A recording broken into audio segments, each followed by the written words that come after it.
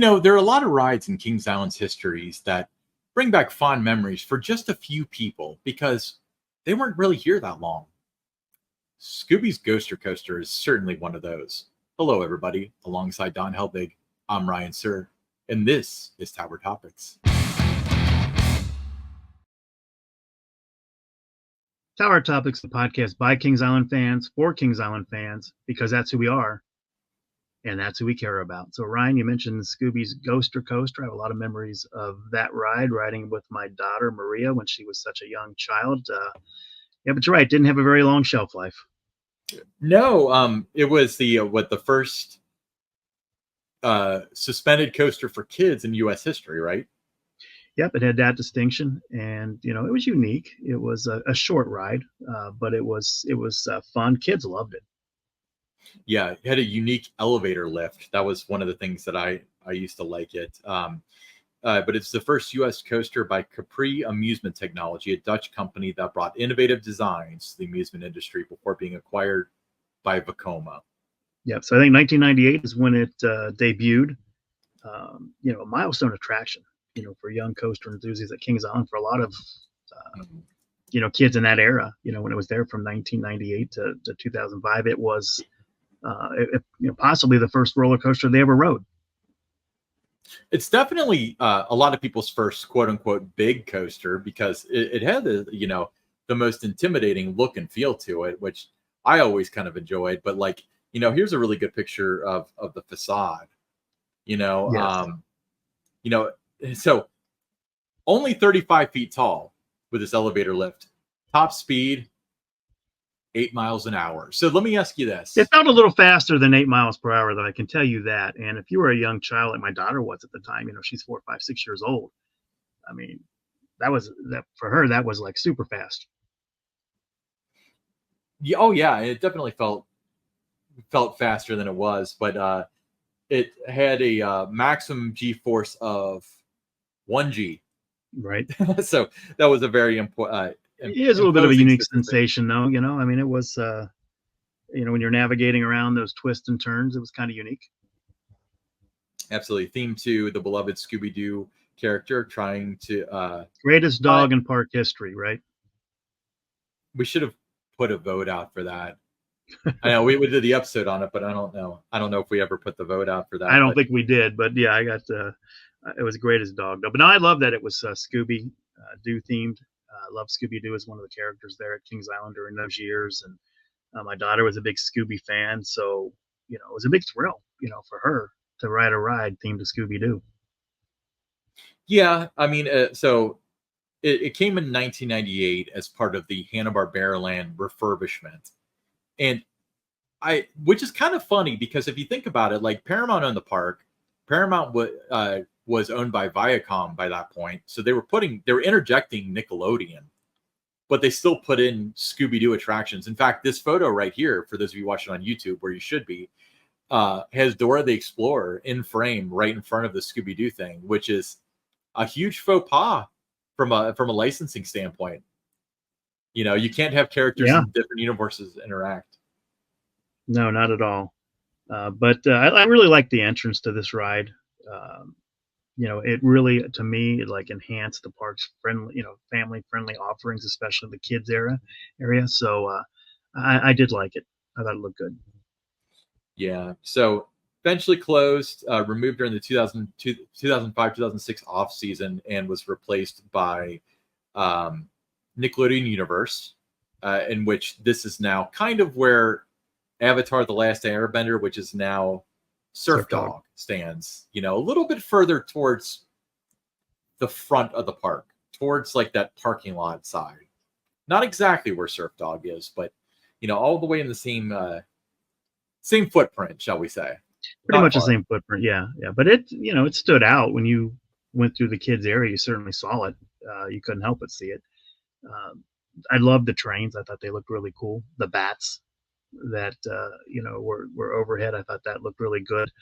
Just a fun ride if you had young kids. Yeah. Now, this ride, while it is dead, there are relics of it still existing. Would you happen to know anything about that? Yeah, there are three of those bats from the cars. So three different cars. I have the bat, and if you're looking at the picture, you can see the bat attached to the car. So I have three of those in my possession. The story, when I brought the first one home, uh, I brought it into the house and I had it in the living room. My daughter comes home from school, and at this point in time, she's maybe like 14, 13, 14 years old. Hmm. And she comes up the steps. We got like a split level house, and she says, "What is that?" And I said, "Well, that's part of the Scooby's Ghoster Coaster car." She goes, "Well, I know what it is." And she said, "But why is it in the house?" And I said, "Well, I got that. It was your favorite ride." And she said, "Dad, I was 4. Get it out of here. I got friends coming in a couple hours." Mm.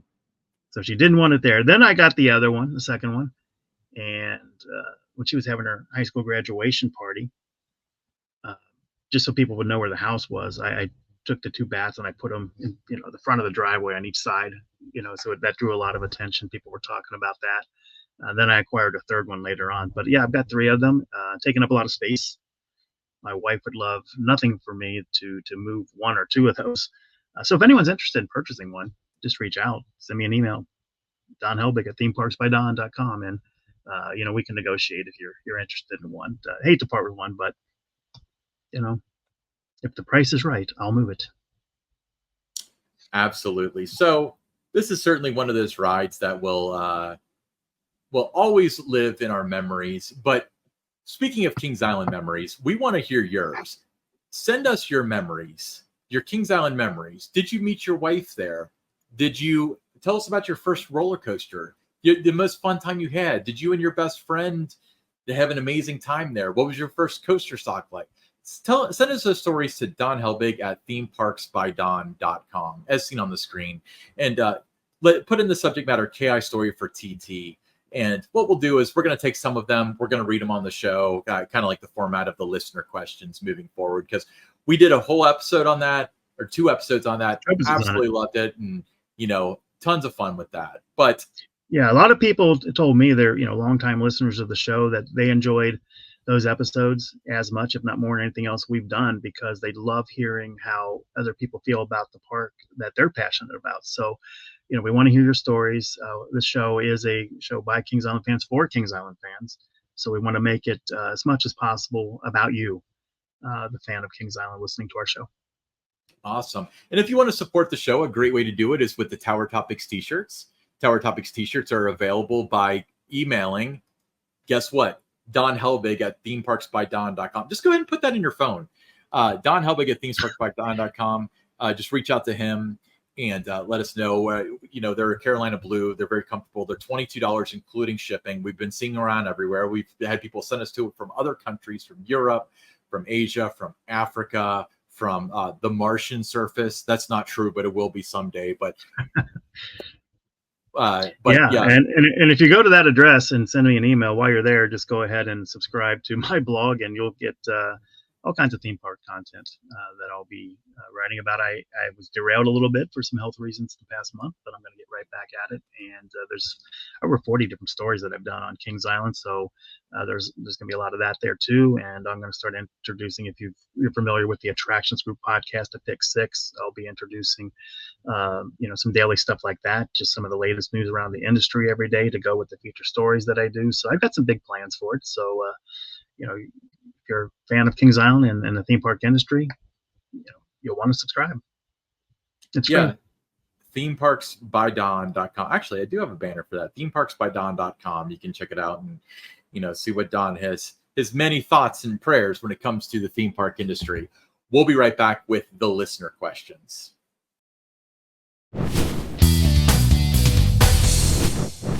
All right, first listener question. This is from Lowell G. from Lewington, North Carolina. I've just returned from Hershey Park, and I was at Universal this spring. They both had chip-embedded drink cups and refill stations all over that made the whole drink process so much easier. I was at Kings Island this spring. The drink station was out of control. 25 to 30 people deep waiting to get their wristband or cup scanned, especially at the freestyle station. Is there any chance KI will use the system anytime soon? I only get to go to Kings Island once a year, and the drink situation puts a damper on my enjoyment. Any chance? There's a non-zero chance. You know, I think it gets a little bit better every year at Kings Island in terms of, uh, you know, moving the lines, whether it's the dining plan, drink plans, whatever. They've got some of these express lines now for drinks that weren't there originally. So I think they're getting a little bit better at that. I do know if you go there on a Saturday, Lowell's right that it can be 10, 15, 20, 40 deep to get a refill. I was there during coaster stock, and on the Saturday, the line by Diamondback for that little kiosk and that's there, uh, just super long. And I went to some other places just really long. So I ended up going to Coney Barbecue. It had the express line. There wasn't anybody there, so that was the place that became my go-to when I wanted to get something quick. But yeah, I think the technology, is out there. It's available to really improve that. I think if they sell more drink plans, they're going to need to look at that. You have now a lot more parks too with Six Flags. They've got some really, a lot of their technology is really good there. So maybe they incorporate that a little bit into the Legacy Theater Fair parks. But he makes a good point. When you go to a park, you don't want to spend, 15, 20, 30 minutes in line just to get a drink. You need to find a little bit better way to do it. There are a couple things that I would tweak about the drink plan. The number one thing is, if they're going to do these freestyles, and it seems like they're not super terribly committed to it since they're building a new drink stand that's not freestyles. But I really wish that they would make sure that they're full. You went on your tirade about the ice, which is very true. And I can't tell you how many times I've been into that the Coke marketplace in Coney Mall, which is the most uncomfortable place in the park because it's so hot and stuffy in there during the summer. And there's a long line of people for one machine because it's the only one with ice, or you have to go from one to the next to see if they have, like, for example, myself and Aaron, we both don't drink a lot of like soft drinks at the park because they're not hydrating, and when it's 96 degrees it's not the best thing for you. So what we do is we do Powerade Zero. It's all the electrolytes, none of the sugar, but we often have to check several machines to find one that has it in stock, especially later in the evening. So right. I wish that was addressed. That's a staffing thing. I'm not going to buy the whole like it's really hard to do that because blah blah blah. It's like, you've had these freestyle machines for 10 years now. Other places have figured it out. Let's staff it the right way. Let's make sure they have the right stuff to get things going. I've been to the parks that they mentioned there. I mean, Hershey Park, very efficient. Mm-hmm. If you're trying to get drink refills and that. So, the technology's out there. You just have to commit and you have to want to do it. It's a great guest service when, that could be one of the easiest things for the guests to do where they're at the park. That does become a detractor in terms of whether I want to go back. If you spend, say you get 4 or 5 drinks, but your total time was 2 hours in line just trying to get a drink refill. Well, that's time that you're not watching shows, you're not riding rides, you're not in the shops, you're not maybe sitting down to buy a meal. So there's a lot, that time that you give the guests back would benefit the park by just investing a little bit more in the technology part of it, I think. I agree. The other thing that's on my wish list, and this has been from the beginning, is I really wish you had the option to get a bigger size cup when you get your drink with a meal. Because to me, it's kind of like, especially like at the brew house, that's usually, you're sitting indoors and stuff. So I usually get like Coke Zero, because it's not, I'm out in the sun. So I obviously don't have the option of Powerade Zero either. But oftentimes by the time I get my food, the drink's gone. So it'd be nice where if you're using your meal plan along with the drink plan, to have the option to have like, at least a medium-sized cup would be really nice because, the cost of the product is next to nothing. The cups are inexpensive. Now, I will say this, at Universal, so at Horror Nights, I also bought that cup with the RFID chip in it. Fantastic technology. The lines still got kind of long, but the thing that I noticed, especially there, and this might skew it, is it was clogged up with a lot of people who were just filling up bottles or cups with water. Water's free. You can access them with this stuff. So I've noticed that Kings Island has like removed water from a lot of the park, and which I think is a shame. I completely understand it because people would ask for a water cup, fill it up with Sprite or Coke or whatever, and that's stealing. But I wish that we were in a better situation where you could get like good, cold, drinkable water and Mhm. not have to go to like a freestyle or something. I don't know what the exact solution for that is, but I wish that was out there where, even like drinking fountains are like they're kind of gross and the water's normally not cold and it's just not refreshing. I wish there was a better solution out there for that, Just open up a little kiosk that just says just water. And just just sell nothing but water. water. Yeah, just sell nothing but bottled water out of it. I think they do really well if they did something like that. And then not have ice water.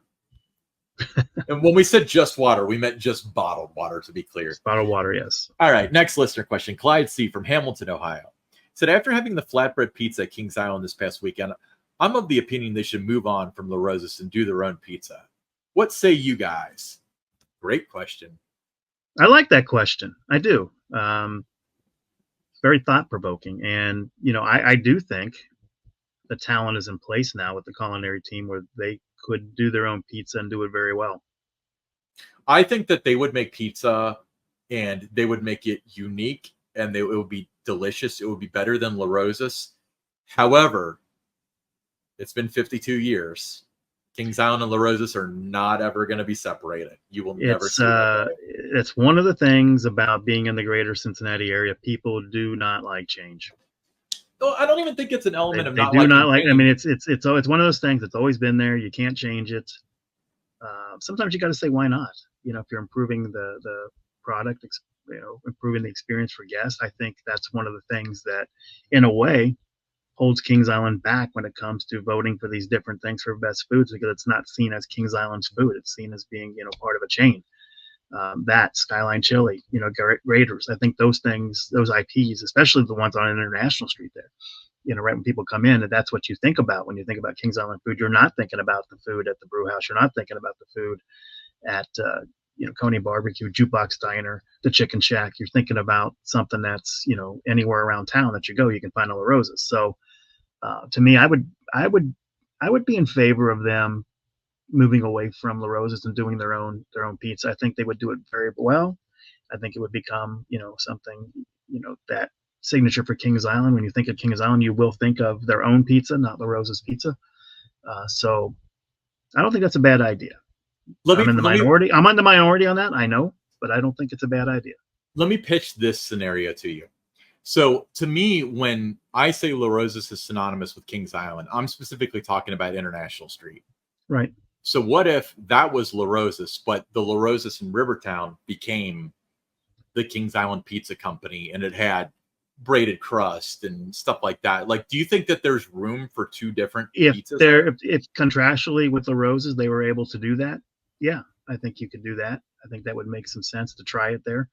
But I don't know if you're allowed to have similar products. I don't know what the contract says on that. Yeah, it's always weird because I always thought that either La Rosa's owned that location, which I thought was kind of doubtful, or Kings Island owned the franchise. But if you look at Evan Poonstengel's book, A Ride Through Time, the history of Kings Island, fantastic book, buy it.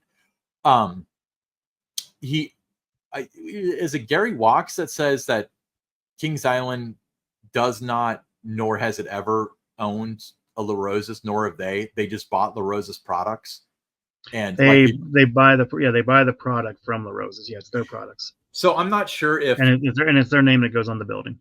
So the whole like licensing thing might be a little hairy with putting La Rosa, because La Rosa's was not the name of the pizza place at first, right? Wasn't it just pizza? But it was La Rosa's Pizza. Yeah, it's an Italian name to it, but it was La Rosa's Pizza. It was their recipe.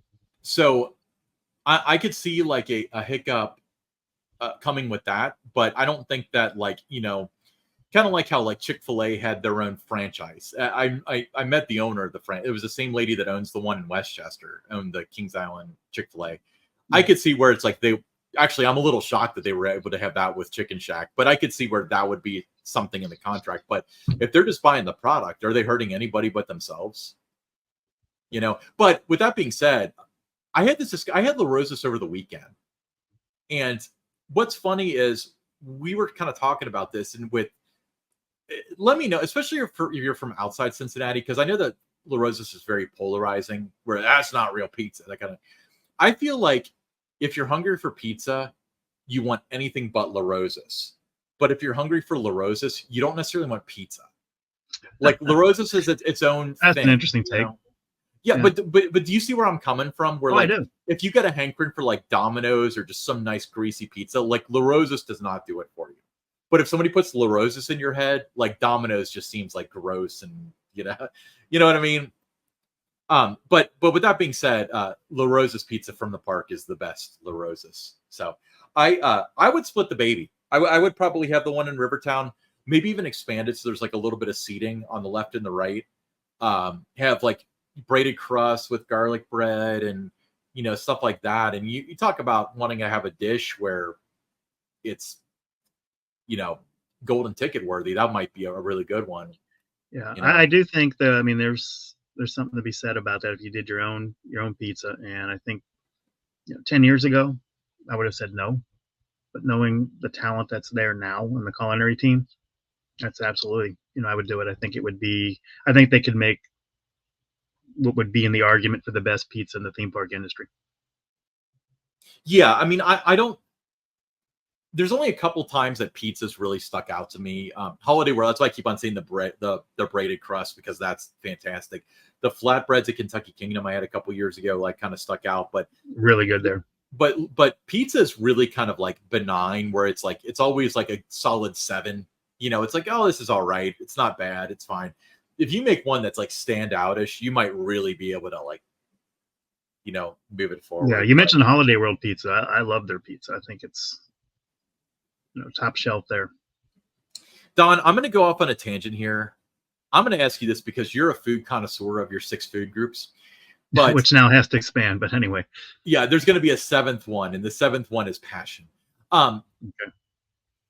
Do you agree that some pizza is better reheated or cold than Yes, it I is out of do. the box? Okay, I cool. do. That would be correct. I Okay. think there's definitely something to be said about reheated pizza from certain places that it's better. I think La Rosa's is one of those places I where I think don't. it's I you think don't. La Rosa's fresh is. I think Jet's deep dish, believe it or not, is really good. Jets is really good the next day. When you heat it up or later that night. I think Donato's is D- really d- good. Cold. Donato's cold. Is very good cold, especially that the new one they have the Nashville honey hot pizza. That's really good cold. So yeah, I mean, there's pizzas that are better cold. There's pizzas that taste better the next day. You know, and then there's always those that it's fresh out of the oven. That's the only way to have it. Godfather's pizza was that way, just fresh out of the oven. I mean, to me, that was the best ever. The Godfather sausage pizza. When I grew up with that, when they had one of those locations in Anderson Township, I mean, that was. I've never had pizza that good. Yeah. You know what's funny? That's a perfect example because we got Godfather's pizza at my work. There's still one in Covington. And I remember I ate a slice, and the slices are like huge. It's New Huge, York yeah. style. So I ate a slice and I was pretty full, but we had some left over, and you just can't leave pizza sitting there. I mean, come on.